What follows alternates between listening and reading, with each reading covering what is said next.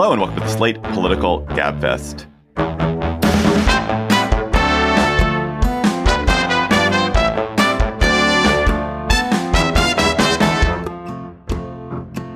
April 18th, 2024, the Could You Be a Trump Juror edition. I am David Plotz of CityCast in Washington, D.C. The Crows have not yet become my friends. I'm still working on it. It's not going great.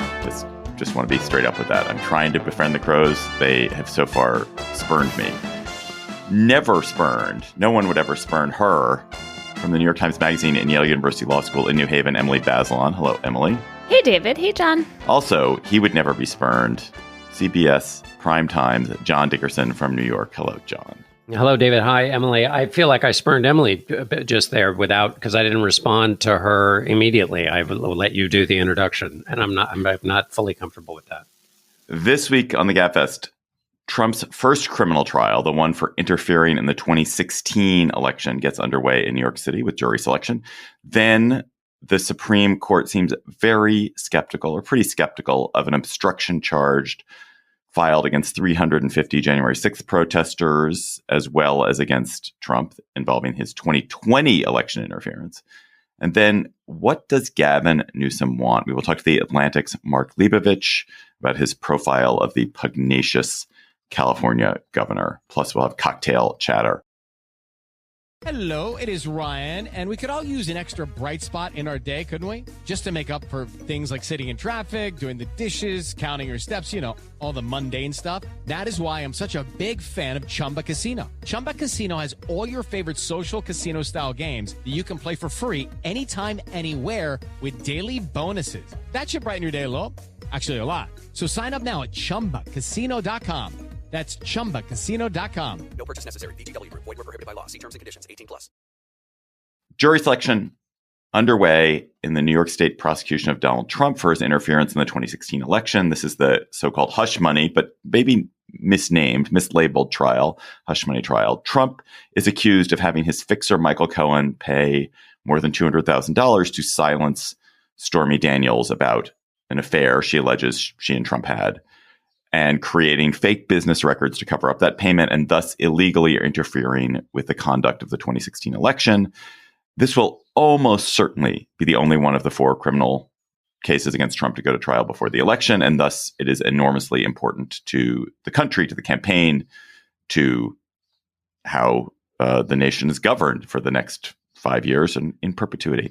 7 jurors were selected on Tuesday. Wednesday was an off day. But that's 7. That's a pretty rapid clip. And Judge Merchan seems to think the trial could start as soon as Monday. So, Emily, what has interested you most of all about these initial phases as the trial sort of gears up, as the engine is turned on and the parking brake is taken off? Well, we'll see. I mean, we're going to find out. But so far, the skirmishing to prevent this trial from happening, to say that the charges should be dismissed, that the government doesn't have a valid way of taking the misdemeanor charges and converting them into a felony, they have all failed. And in watching those motions go back and forth and looking at the rulings, it looks to me like this case is stronger than I thought initially. And I think part of that, the reason for that is that Alvin Bragg initially didn't really say what the other criminal charges were that made this into a felony. He kind of said other stuff, election law, and now we know that there is a state as well as a federal charge here. And this whole thing that seemed kind of like very novel and weird and precarious looks a little more normal. I'm also being influenced by an interview I listened to with Rebecca Royfey, an NYU law professor who used to be a prosecutor, on the Politix podcast. It's called Politics with an X. And so that's in my head here too. But I think it's true that like the case looks legally more secure. And then it's a tough one for Donald Trump because the proof questions are not that hard. Like the falsified business records, I think, are going to probably look like they were falsified. And then we're going to have a lot of, is Michael Cohen a good witness or not? Do people believe him? I was very skeptical of this case, so I'm not sure. I think it's a great idea and is going to work, but it is going to proceed, step by step, the way legal cases do. And so far, it looks okay. John, one of the things that's happened, and I think this is really happening on the left, is this attempt to shift the terms of this case from, oh, it's hush money, he's just paying to cover up an affair. That's all that's happening. And the problem with that is who among us wouldn't, found to do something embarrassing, might try to cover it up. Like Donald Trump would not be alone in trying to do that. To change the grounds of the case to, he is interfering with the election, as we know he did in the 2020 election. He is trying to change the rules of how you are allowed to comport yourself, using money, fake documents, intimidation, falsified records to trick and deceive voters and thus alter the election. And that seems to be a much stronger ground to be on if you are a prosecutor. Well, it depends if you're a prosecutor or you're a political pundit, because the case you just made, I mean, the prosecutor's case it's not a hush. Well, it is and it isn't a hush money trial. I mean, in the sense that it's a falsifying of business records trial, it's not about the hush money. He's not being charged for having the affair or trying to cover it up. But because of that elevation Emily talked about, which is taking misdemeanors and making them a felony because this was in the service of hiding something in a campaign, which runs afoul of federal campaign finance laws, in that sense, it does go back to being about hush money, because the thing he's trying to hush up is for the purposes of helping him in the campaign in 2016. So that's the way in which, because I was trying to actually do a segment about, don't dare call it a hush money trial, because I think it's misleading. It makes people think that this is just about sex and trying to cover it up, which, as you said, David, is not, who among us wouldn't. It reminds me a tiny bit of the Clinton situation with Monica Lewinsky. In other words, it wasn't that he had the affair with her, it's that he lied about having the affair, and that's what they were going after him for. But in this case, because of the campaign finance piece, there is a way in which this is a hush money case, because the thing he was trying to hush up was for the purposes of saving his bacon in the campaign. But I think in the legal sense, what interested me about what happened this week was the allowing, as I understand it, of other evidence of this catch and kill scheme, which both helps and hurts, it feels like to me. So the other evidence was with another woman who alleges a long-time affair, 10-month affair with Trump, Karen McDougal, who Trump is on tape recorded talking to Michael Cohen, which helps the prosecution's case because Cohen is a dodgy witness, but there are actual tape recordings of Trump discussing the details of how to pay off and create the fake company to pay off McDougal through this scheme where McDougal sells her story to the National Enquirer, they take it and then never run it. That's a part of the pattern in practice and the scheme that the prosecutors are alleging, which is the pattern of behavior that then the falsification falls neatly into. In that sense, the broader behavior, whether it's for the campaign or a part of his just regular practice of catching and killing these kinds of stories, does make it a stronger legal case, because why would you falsify the records? Well, because you had this system set up where falsification was a part of that system. I don't know if this is true for you guys, but by far the most interesting aspect of this to me so far has been the jury selection. You have all these Manhattanites in the jury pool who've been disqualified. About half of the initial pool said they could not be fair. Of those remaining, a lot have been bounced because of social media posts or because when they were sort of interrogated on their level of fairness, they cast doubt on their own ability to be fair. John, you're theoretically in the pool for this. You live in Manhattan. What do you make so far of whether this pool appears to be, a fair pool, a pool that is likely to offer a reasonable chance for Trump to get a fair trial, filled with people who might jury nullify the case because they'll just be like, I'm such a Trumpist, I'm hiding my Trumpism, and I'm gonna sit there and never gonna vote for conviction. What do you think?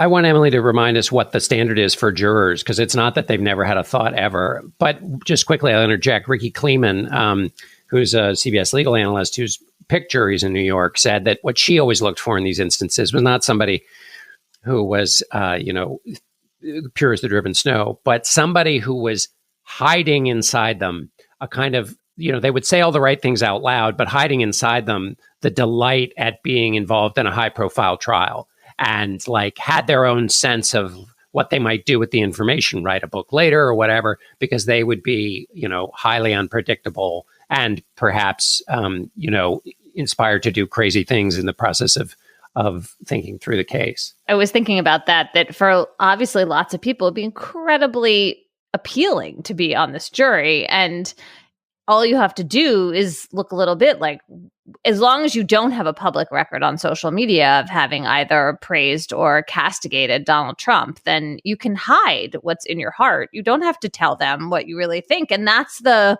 kind of art or dark art of jury selection, is that the prosecutors, the defense lawyers, the judge, they can ask a lot of questions of the jurors to try to determine fairness. But for the most part, it's up to the jurors to answer the question. And I've been struck by how candid I think a lot of them have been about whether or not they could be fair.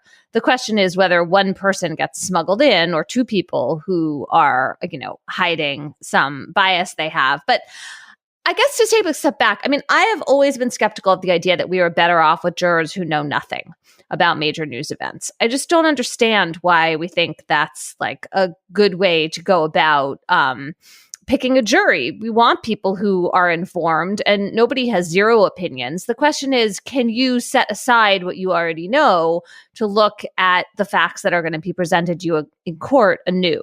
And can you make your decision based on those facts? And I think lots of people can do that. They can have ideas about someone or something, but then do a really rigorous job in their heads of kind of scrubbing that away for purposes of rendering a verdict.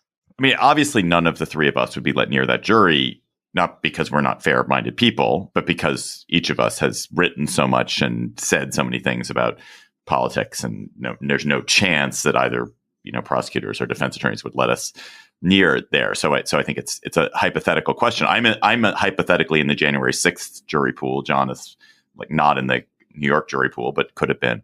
But do you guys think you could be fair to Trump, honestly, in your heart of hearts? I think I could be. I think I would be a perfectly good. In fact, I think I would be fairer to him than I would be to some politician I agreed with more, because I would want to go out of my way to make sure that the system is working fairly. And I'm just deluding myself, but I really think that I would serve on a jury like that and be like, yeah, I can listen to this and hear it. Not that they let me on, as I said.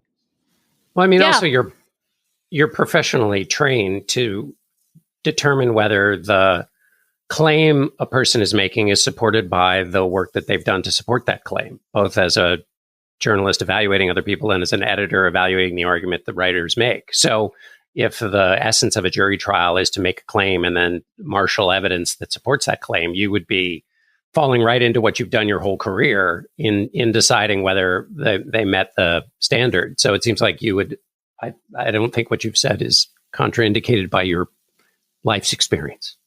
Emily, there was much glee in some circles when Maggie Haberman of the New York Times reported that Trump fell asleep during some of the initial hearings, and a lot of joking about, who's the real sleepy candidate here. And look, again, who among us has not fallen asleep in a stuffy, boring proceeding? I will excuse the former president on that grounds. But do you feel like it's a bummer not to have cameras in the courtroom for this, or do you think it would just clownify and circusify the spectacle? That's such a good question. For Supreme Court and appellate proceedings, I'm all for cameras. In trials, it does, obviously amp up the impulse to kind of entertain. And I think Trump would be behaving really differently. On the other hand, I just do feel like, as you started the segment by saying, this is a really important moment for American democracy. And so in that sense, the idea that we can't just watch it seems kind of wrong, right? Like, we should be able to judge for ourselves by seeing the demeanor of the witnesses, seeing how Trump is responding, seeing how the judge is acting, and putting a veil between us and that proceeding seems really unfortunate. In some states, this would be televised. I'm kind of glad it's not televised because it would encourage Trump to act out even more. And I think, by the way, the whole he fell asleep glee thing is stupid. It's just like totally dumb and often a symptom of Trump derangement syndrome. But let's think about just for a moment what Trump does say out loud at the barriers when he comes out of the courtroom, because I was struck. We all know that Trump has made a career out of lying, and we saw him in his presidency lie, and his second or his third presidential campaign is founded around the lie that the election was stolen. We know all of that. But these court appearances create an ongoing condition of constant lies and falsehood.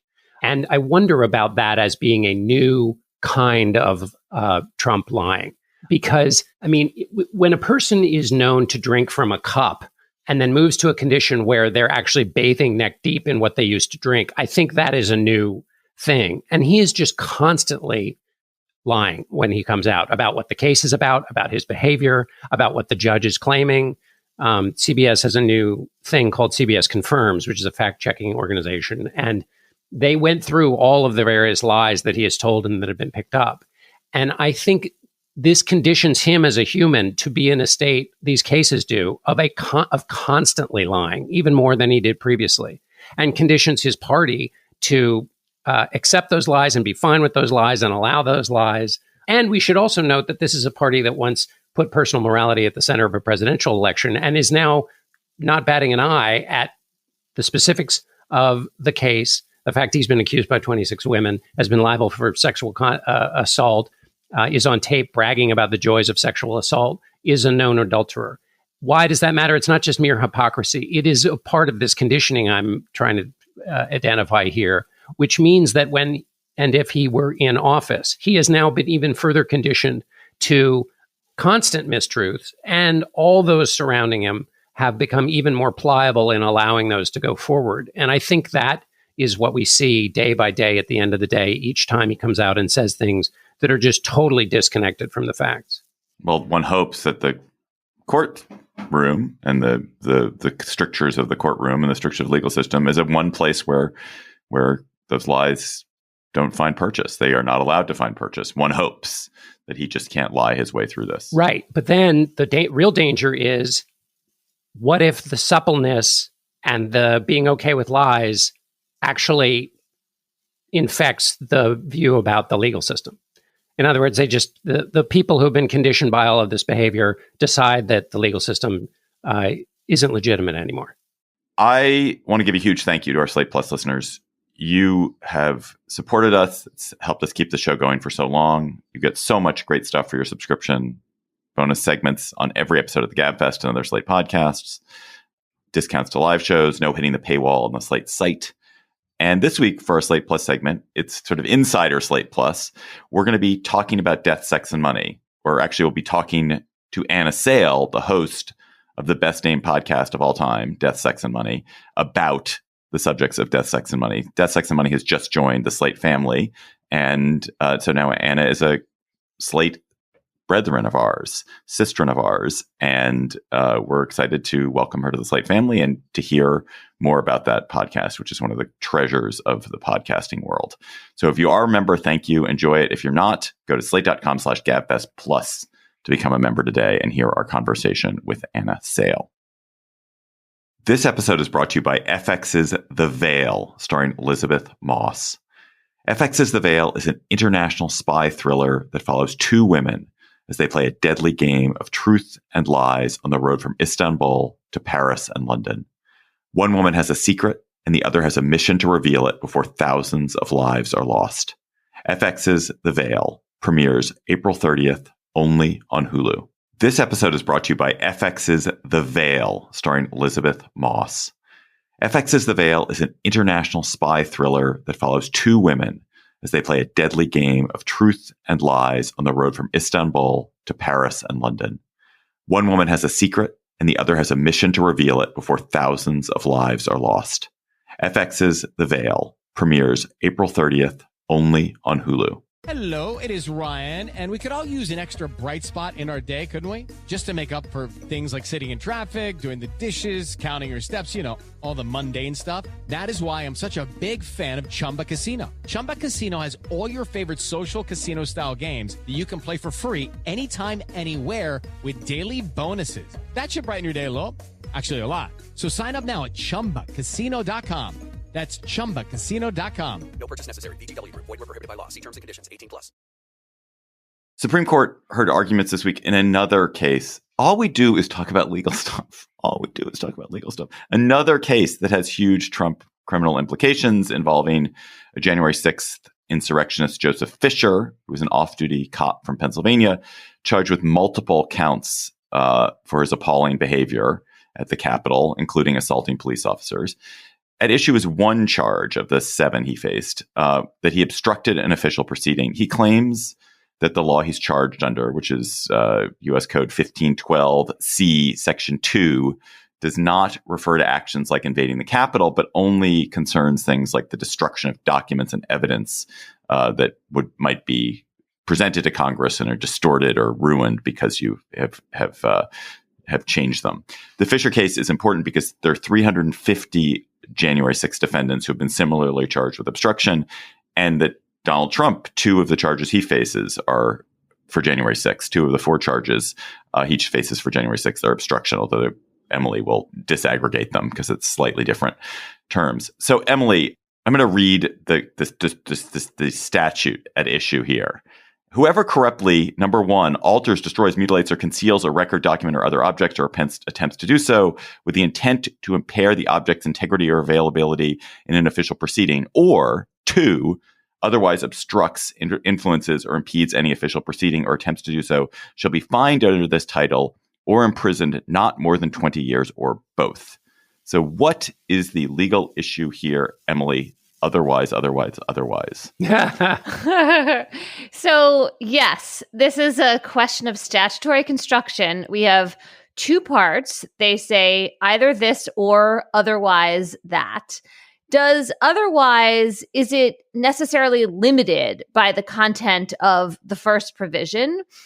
In other words, in this case, it would need to have something to do with destroying, mutilating, or concealing a record. Otherwise destroying a record, or is otherwise just saying otherwise obstructing, influencing, or preceding any official proceeding in a way that can have nothing to do with the records part of the first clause, which is the more natural reading. You could ask what Congress intended. Some of the Supreme Court justices are more interested in that than others. And what we had here was conservative justices expecting a great deal of skepticism that otherwise could have a kind of broad meaning. They want to very tightly anchor this otherwise clause to the first part so that in a situation where you don't have anything about destroying a document, that's not what you're really talking about at all, you can't bring charges under this statute. Emily, is the reading of the notion, the conservative reading of this, which is that the second part there otherwise obstructs, influences, or impedes, that's essentially saying we've tried to fully define what a record, how destroying a record can be defined. But if anybody who tries to define destroying a record in any other way, that's also captured in the statute. Is that what they assume the intent of the legislative writers is? Yeah. And I think that would be super obvious if the 1 and the 2 were in different places, right? So like if you had corruptly alters, destroys, blah, blah, blah, and then it said 1, with intent to impair the object's integrity, or 2, otherwise obstructs, then you would know that the whole clause was governed by this records part. But that's not what it says, right? It says one thing and then the other thing. And so there truly is, I think, ambiguity about this.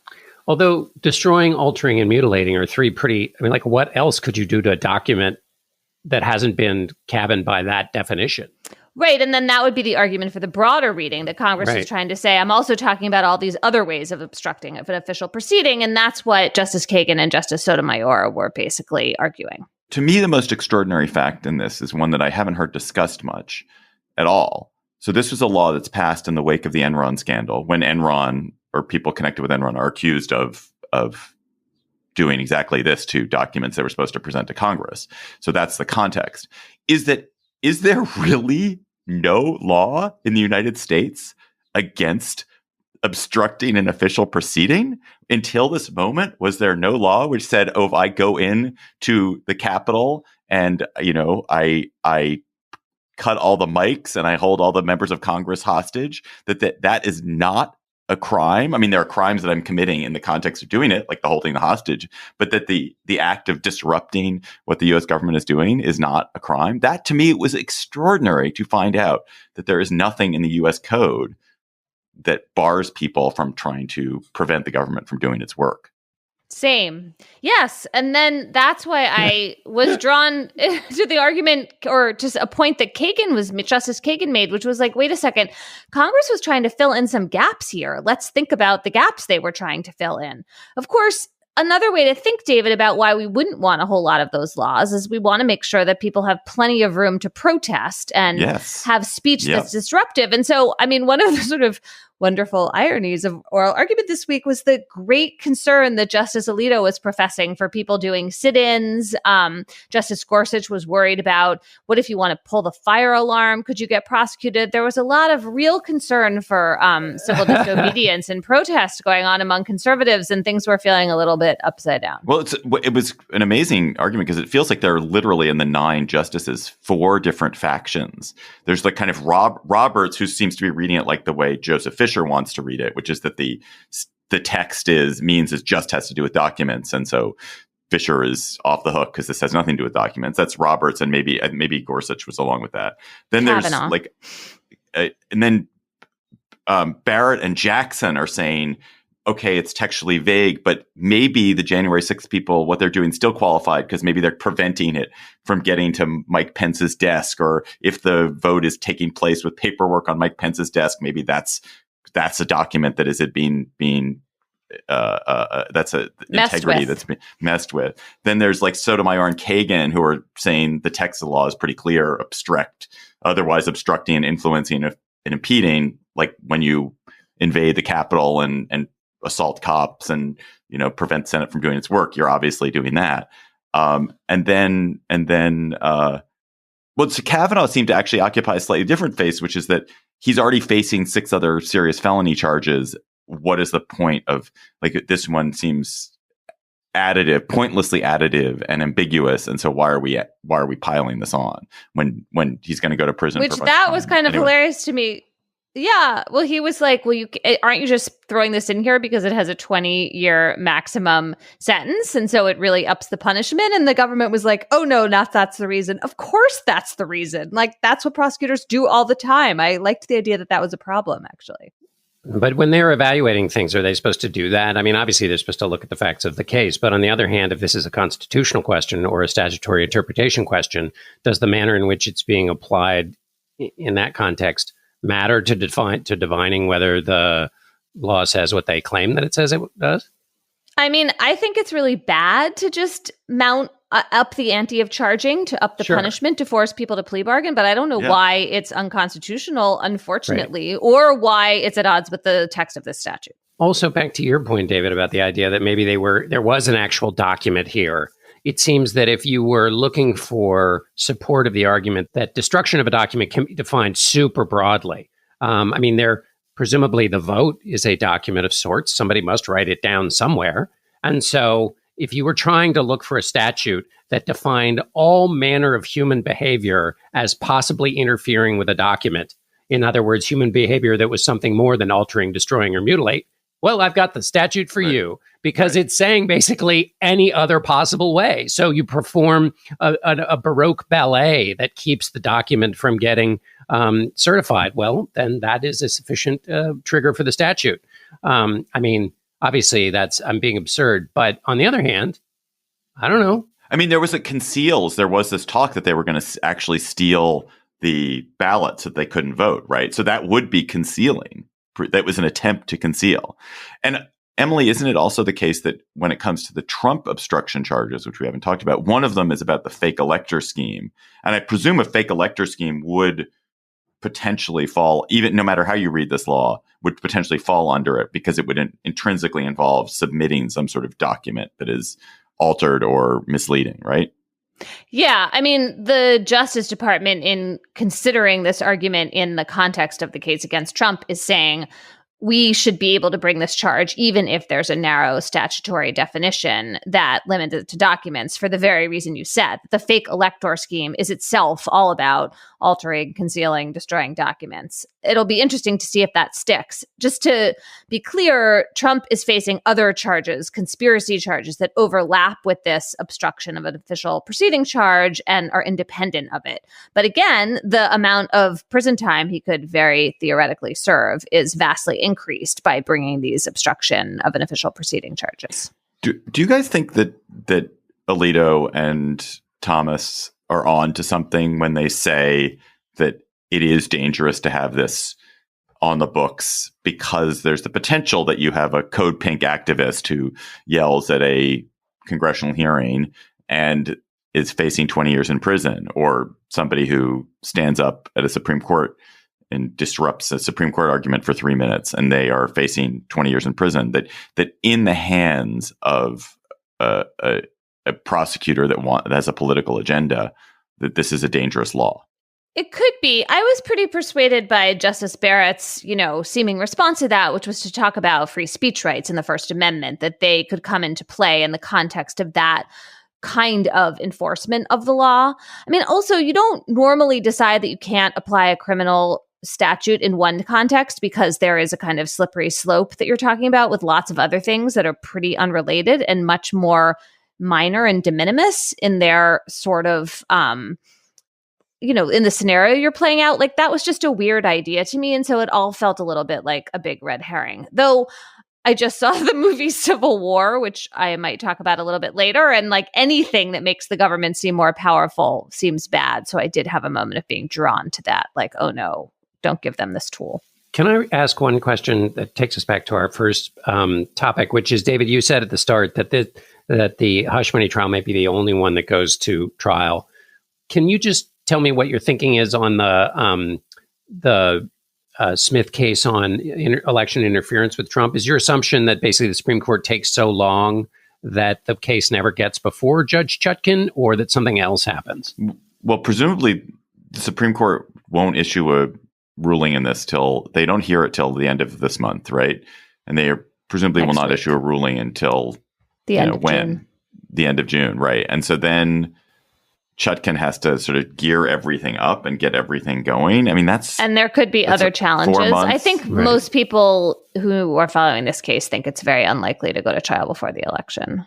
Like people in the Justice Department. But I guess I'm trying to help people understand the specifics of that, where they see the delay. Like, is it that the Supreme Court takes its sweet time and we don't, or is it that because Chutkan has said there's going to be a 2-month prep period once the clock gets to start ticking again, which presumably would come after the Supreme Court ruling, or that because Trump has a whole history of delaying at every possible turn, that even if the clock starts ticking again and you could have a trial that starts in late September, early October, that the sufficient number of delay tactics could take you past November, like what the specific reasons are for the delay. I mean, it's all of the above. And the closer you get to the election, the more there is just a question of basic fairness about whether a presidential candidate should be sitting trial in the month, a few weeks before the election. We're going to take a short break and we'll be right back with our third topic. Hey everyone, it's MSNBC's Chris Hayes. For the first time since 1892, we have an election in which both candidates have presidential records. It's a chance to take a hard look at what Joe Biden and Donald Trump have actually done as president. On a special Why Is This Happening podcast series called With Pod 2024 The Stakes, I'm talking to experts about the two candidates' records on specific policy areas like immigration, taxes, climate, and more. So you know what's at stake come November. Search for Why Is This Happening and follow. Politics has never been stranger or more online, which is why the politics team at Wired is making a new show, Wired Politics Lab. It's all about how to navigate the endless stream of news and information and what to look out for. Each week on the show, we'll dig into far-right platforms, AI chatbots, influencer campaigns, and so much more. Wired Politics Lab launches Thursday, April 11th. Follow the show wherever you get your podcasts. Gavin Newsom Can't Help Himself is a profile of the California governor by Mark Leibovich in The Atlantic. Mark, welcome back to my home office where we're in kissing distance. It's amazing how close we are, David. We're sharing a microphone. We're sharing earbuds. Should we talk about the history of our closeness? We're nuzzling. Our platonic closeness. No, let's not. Let's not do that. But to help viewers understand, imagine if the two of you had to do this for an entire day, stay at that distance, connected by earbuds. It would be like one of you would have to piggyback on the other. We've done that. We've done that. Yeah. So, Mark, you have profiled a lot of politicians, including a lot of white dude politicians. It's one of your specialties. I have a bad rap about that, but it's true. A lot of them are white dudes. Is Gavin Newsom remarkable? Is he a generational talent? he kind of comes close up to that at times. He is also an extremely big. He's a very talented surrogate for Joe Biden. He's a very talented politician, but he has some real can't help himself. Some would say self-destructive streaks, and one of them is, he wants to please everyone at all times, including, profile writers and who want to spend time with him at a time when perhaps it's in his best interest to keep a lower national profile in the service to what his main goal is, he says, which is to be the super surrogate for Joe Biden in somewhat edgy media environments like Real Time with Bill Maher or Fox News or Republican spin rooms, things like that. I mean, he's one of the very few Democratic politicians who is, I think, nimble enough to go into those lions' dens and actually make a case in more contentious settings. But Gavin Newsom, who I've known a long time, but I haven't interviewed him in a long time, he's very compelling, but he'll just say things that he probably shouldn't say, and the results of which are in the aforementioned profile in The Atlantic this week. What were the things he said to you that you were like, ooh, that's really not in your interest? Just sitting for the profile at all? Yeah, well, that was interesting. I mean, I assumed he was going to, in a very kind of friendly, sheepish way, say, no, this is bad for me. And he essentially did, but he did it over 2 months, and after Biden clinched the nomination and he was through the State of the Union, Gavin figured it was safe. I assume he checked with the White House, the reelect, something. And next thing, I'm there in his office in Sacramento a few weeks ago. So we were talking about the extremely familiar topic of what about Biden's age? Biden's age seems to be his intractable problem. I mean, yes, his approval numbers are what they are. His head-to-head numbers against Trump are what they are. But if you look at survey after survey, including among Democrats and independents, just an overwhelming majority of Americans do not want him running for president at this age. That has been true for 2 years now. And, that ship has sailed because he's won the nomination. He's running, and people are, Democrats are hopefully getting in line behind him. But Newsom, in answering that question or sort of talking on that theme, as he has millions of times before, I put the question to him, just like I said, isn't age the intractable issue for Joe Biden? And Newsom said, well, yeah, maybe not. Maybe there's that Prevagen thing. I'm like, what? Prevagen is I guess it's a extract that they advertise on Fox News, which he watches a lot of, that can apparently reverse the aging process. I mean, it seems completely, I was not familiar with it, but he starts talking about Prevagen. I'm like, what are you talking about? He said, well, isn't that thing on Fox where you can reverse the aging process or something like that? And I said, very deadpan, have you thought about talking to the Biden campaign about the president maybe going on a more vigorous regimen of Prevagen or something? And I was being funny. He played along. He laughed. He then dissembled, and he said, well, I was trying to be funny and trying to make the point that I've made this point a million times before. So yes, he's trying to be interesting. He can't help himself. He needs to be interesting. And I have a nice little scene that became kind of the end of the lead of this story. And that is an example of him not being able to help himself. There are many other episodes of that happening through the piece, which, again, sort of speak to that theme of him not being able to help himself. And what's lovely about that theme and that headline is it's not only can he not help himself, he steps on his shoelaces or whatever this is a description of, but he also can't help himself to the extent that his ambition is the White House, and he can't help himself because he has a candidate in the way. I mean, so he can only do so much. And so implicit in that is what I'll just ask, which is it obvious that he wants to be president someday? Yes. It is obvious to me. It's not unique among ambitious young politicians who are under the age of 85, or maybe that's not even, maybe it's under 90 now. But yes, he wants to run for president. I mean, one of the interesting themes that he kind of pivoted to is talking about the power of maturity and having older mentors, as he has throughout his political life. Jerry Brown, who he had a very fraught relationship with, but the longtime multi-governor of California, he was Jerry Brown's lieutenant governor for 8 years. Willie Brown, the kind of legendary mayor of San Francisco, assembly, Jim Brown. Not Jim Brown. Yes, there's some exactly. non-Browns there. No, Nancy Pelosi. There were a lot of others. And he now put Biden in that category. He says that he's developed a closeness to Joe Biden and blah, blah, blah. But ultimately, yes, maybe Biden's an example of maturity and leading by experience and temperance and everything. Biden is also standing in the way. And, I think like a lot of Democrats, whether they will say this in public or not, he was sort of expecting that Biden would be a president who would get out of the way, sooner than he is going to.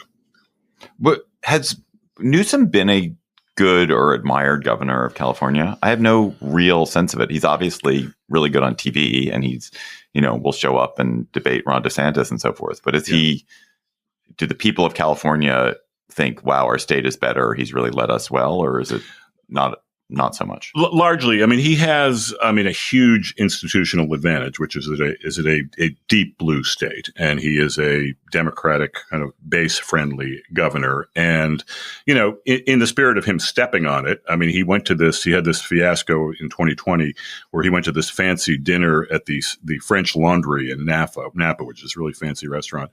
And it ran him afoul of state COVID regulations. He was one of those politicians who had one of those stories attached to him.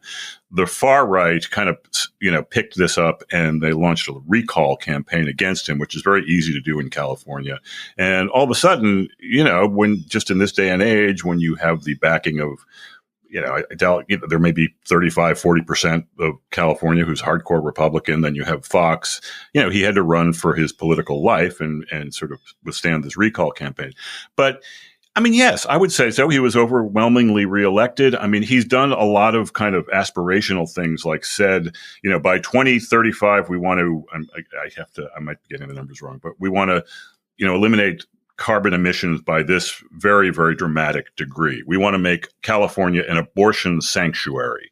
In a country where abortion is becoming really precarious in many states. So things that are very pleasing to certainly to a national audience, but, to your basic, pro-choice voter, which is an overwhelming majority of California.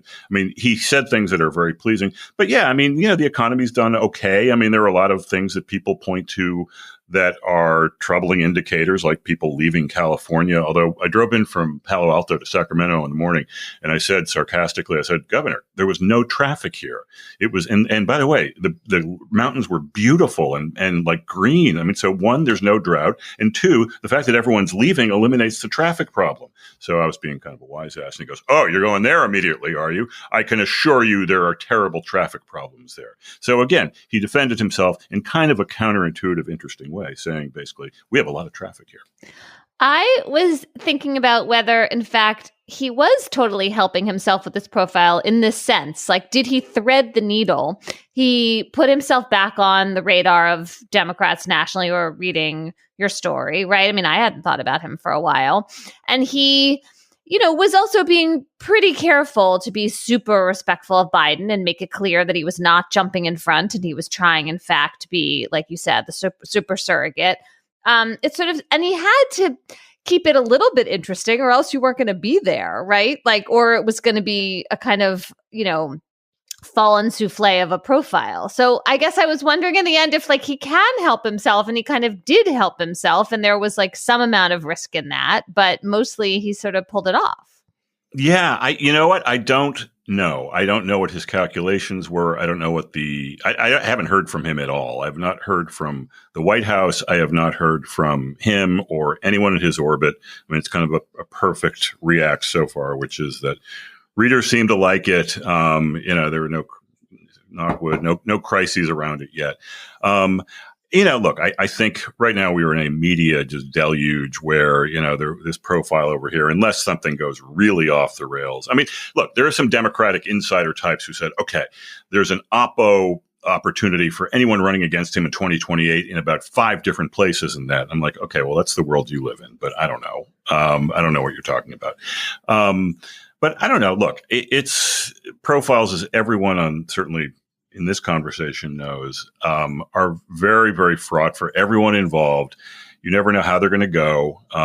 They're not all. There's just this big kind of transference around them. It's just people have calculations and feelings and perceptions and self-consciousness, and I include the writer in this very much, me in this case. And you just don't know how it's all going to come out, and that's sort of like this big, grand weird experiment that these things are. And then all of a sudden, a bunch of words are on the page and people read them and we go on to the next thing. Mark, I want to go back to something that's universal in politicians that Newsom demonstrated, which you've already touched on a little bit, which is the universal desire to be loved. One of the things that's always interested me about that is obviously Donald Trump does not have that desire and yet has it, as he would say, strongly. It's marbleized through him. It's usually pretty obvious with politicians that they used to say about Bill Clinton, that he would find the one person in the room who disagreed with him and then try and convince them that that's why they should agree with him or they should like him. I then would like to now ask the question, which is, do you see the exchange you had with Newsom about Donald Trump and not having talked to him since whatever the last time was before the 2020 election in that same category, that he kind of wants connection with Trump in some way that might be inconsistent with the current state of the Democratic Party, which sees Trump as a, figure to be never to talk to? Yeah, I mean, that's a very rich point there. I mean, I think that it's very, very counterintuitive. But you mentioned, okay, first of all, Bill Clinton is, I would say, a top 2 or 3 idol of Gavin Newsom's. He loves Bill Clinton. He loved him in the 90s. They have a relationship. He loves like the whole Clinton thing. And, so yes, the pleasing instinct has been there for a long time and also sort of threaded through a political, in a context. I mean, Clinton really is someone he quotes a lot. He thinks about a lot. I think he talks to him a lot too, or has over the years.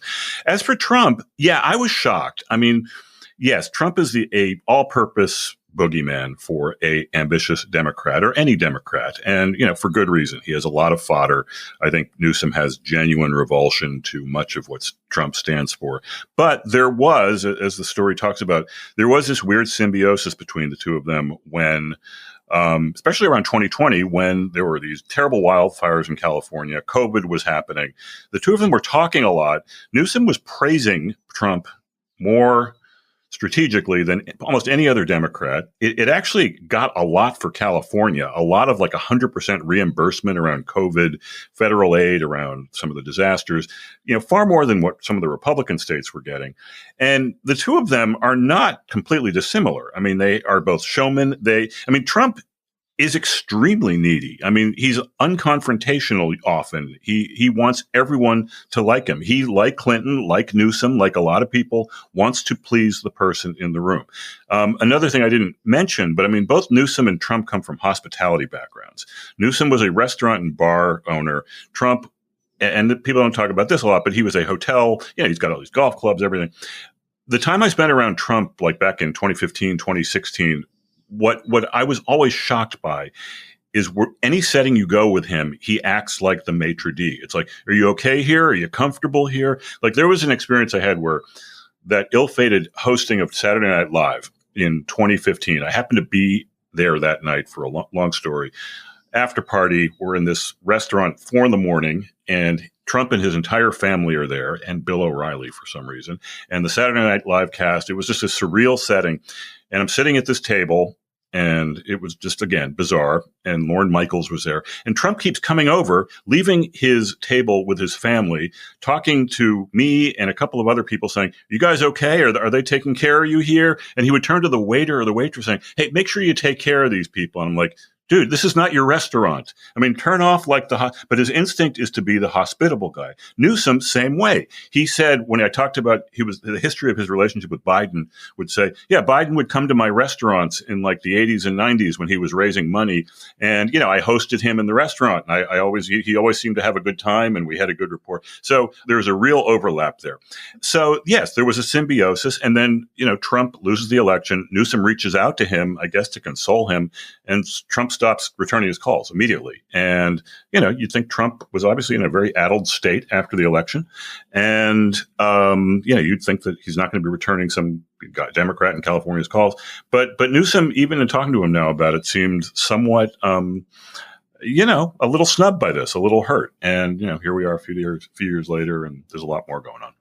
Mark Leibovich's Atlantic piece on Gavin Newsom. Gavin Newsom can't help himself. Mark, thanks for coming on the Gabfest, and thanks for literally breathing all over me for the last sorry. 12 minutes. But so do I. Am I dismissed now? I have my You're Dunkin' dismissed. I have my Dunkin' Donuts coffee. All right, guys. Hey, thanks. Let's go to cocktail chatter. Gavin Newsom has a winery, the Plump Jack Winery. That's the name of his winery.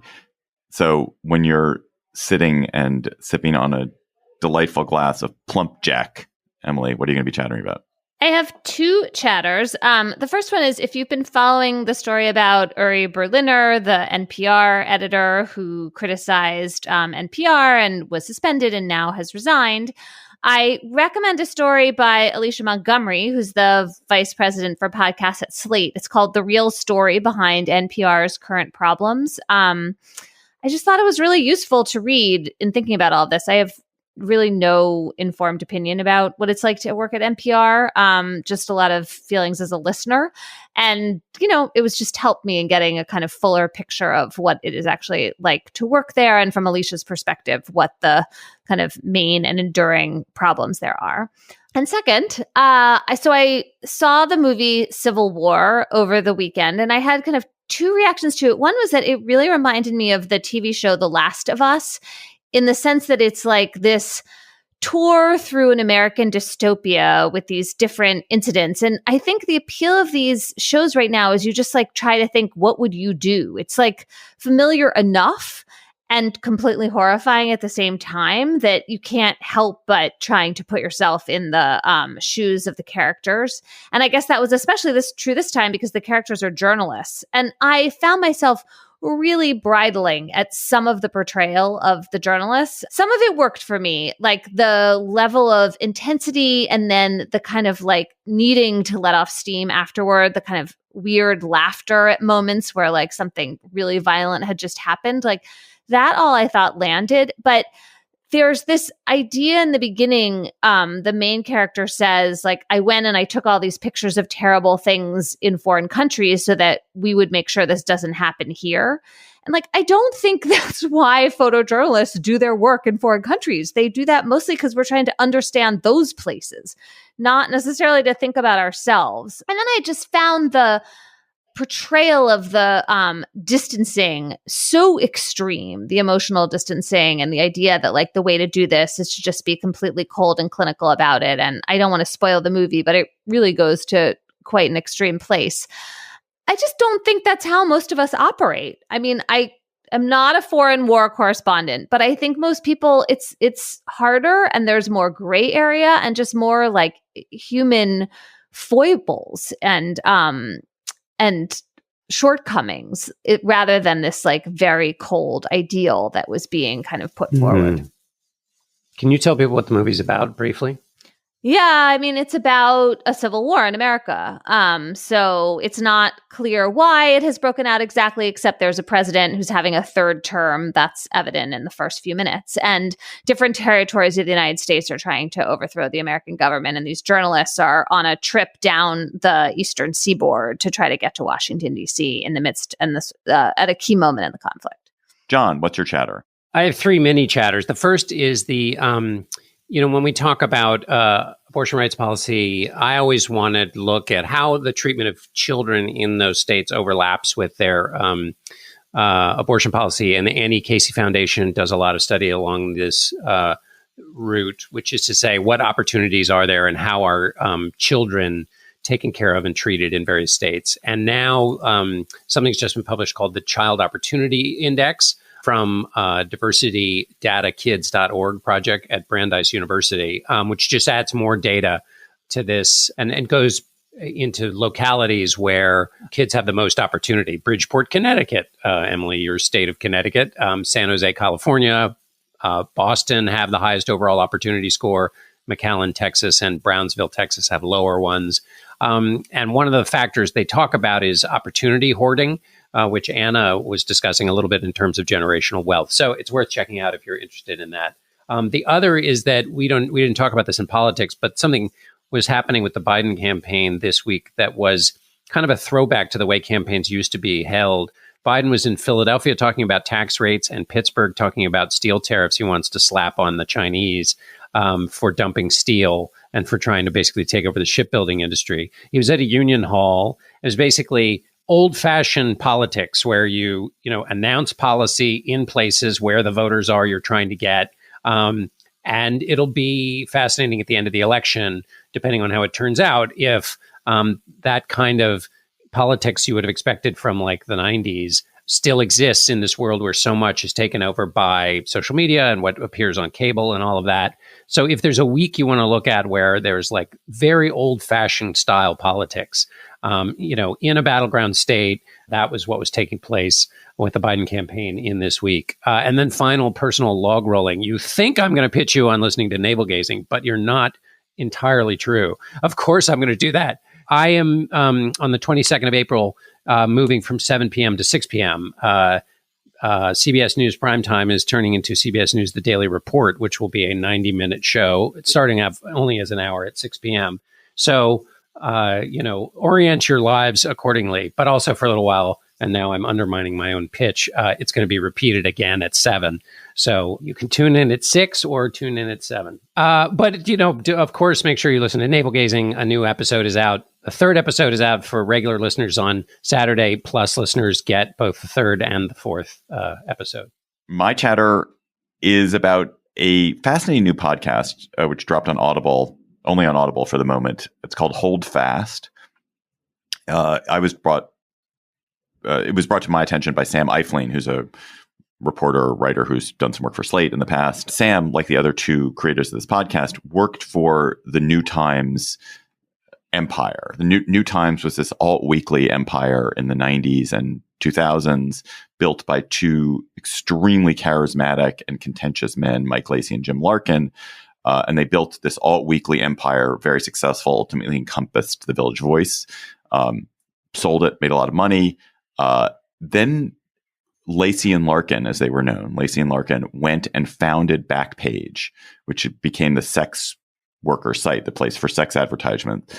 And that was ultimately shut down by the feds. And they were both indicted and I think both convicted. Certainly, Mike Lacey was convicted for abetting prostitution and I think for child endangerment.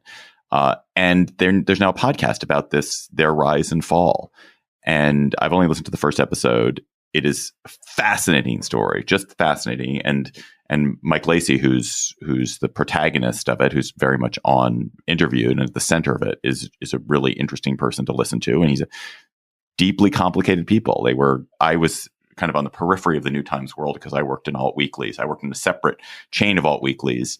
But my mentors were people who kind of had the same cavalier, bravado, ambitious, fearless fuck you spirit as Lacey and Larkin did. But Lacey and Larkin went in this direction, which took them into terrible criminal places. So anyway, Hold Fast on Audible. It's off to a great start. Listeners, you also have chatters. Please keep them coming to us by emailing us at gabfest@slate.com. What you're talking about at your cocktail party when you're having a glass of Plump Jack wine. And our listener chatter this week is from Josh from Brisbane, Australia. Hello, Josh. Hey Gabfest, my chatter is the uphill legal battle being attempted by Ross Scott. Ross is trying to save video games from being destroyed. Apart from being one of the newest and fastest spreading art forms, video games also operate within one of the least consumer-friendly industries of the modern world. Ross is using the destruction of the video game The Crew by Ubisoft as a way to test the legality of the anti-consumer grey area that video game publishers have been abusing for decades. Ross is taking charge on a global effort to protect games. Ross's website, stopkillinggames.com, is an easy-to-use site for gamers across the world to unite and help the fight to stop the destruction of video games. Even if you don't game yourself, please check his website out. It's an interesting read just to see how bad the consumer protections are for video games, not only in the US, but around the world. Thanks. Love the show.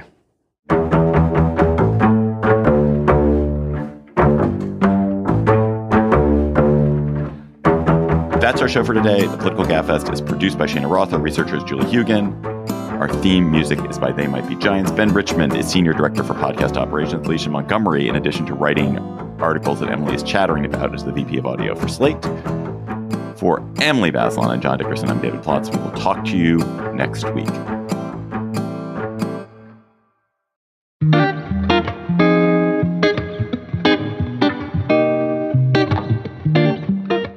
Hi, Slate Plus. How are you?